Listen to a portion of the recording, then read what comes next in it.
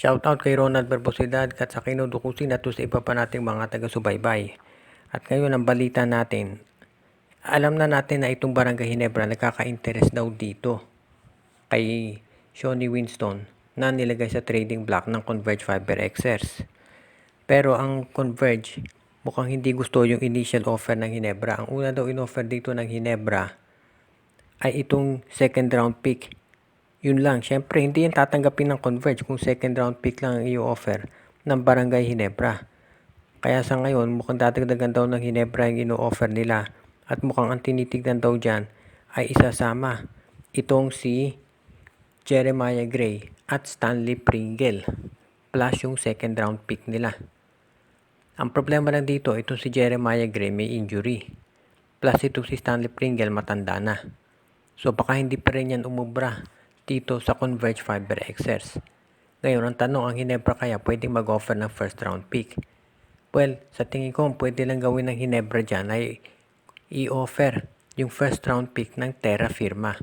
Ibig sabihin, kinakailangan pumasok ang Terra Firma dito sa deal na yan para naman maging katanggap-tanggap sa Converge. So, mangyayari, si Shawnee Winston mapupunta sa Ginebra, ang Converge naman makukuha yung first round pick ng Terra Firma. At ang Terra Firma, mga bench players ng Ginebra ang makukuha. So parang yan lang ang paraan para itong deal na to ay matuloy. Unless dagdagan pa nila ng ibang player. For example, depende yan sa Converge kung sino hihilingin nila at kung anong tingin nilang value nitong si Shawnee Winston. Dahil yung second round pick ng Ginebra, hindi yan sasapat, tinanggihan na ng Converge. So kailangan magdagdag pa Ginebra. Ang tanong, sino pa kayang hihilingin ng Converge? Ito kayang si Maverick, ito kayang si Stanley Pringle ang hilingin nila o dagdagan pa.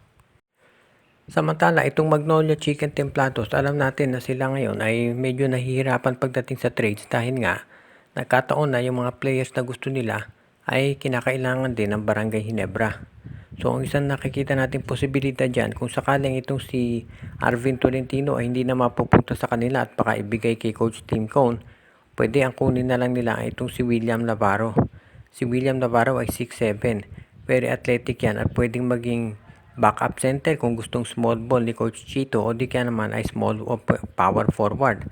Itong si William Navarro meron din yung 3-point shot kaya nakatutulong yan dito sa Magnolia. Hindi siya kasing prolific sa 3 points nitong si Arvin Tolentino pero mas matangkad itong si Navarro at mas mahusay siya sa rebounding. Kaya parang yan ang pwedeng maging alternative ng Magnolia kung sakasakali na hindi nila makuha itong si Arvin Tolentino. Kaya sa ngayon yan ang titignan natin na pwedeng gawin ng Magnolia. Kung ang tanong naman ay kung sino ang pwede nilang i-offer, malamang itong si Rom De La Rosa ang ibigay nila para dito kay Navarro. Pakasamahan pa ng second round pick at ng iba pang mga players.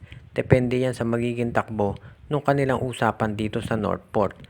Pero kung sakasakali nga na makuha ng Magnolia si Navarro, magiging magandang addition yan sa lineup nila dahil malaki na iitulong nito sa Northport.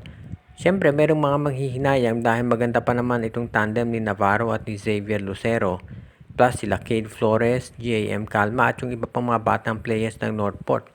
Pero talaga namang ang Northport, alam natin ang ginagawa.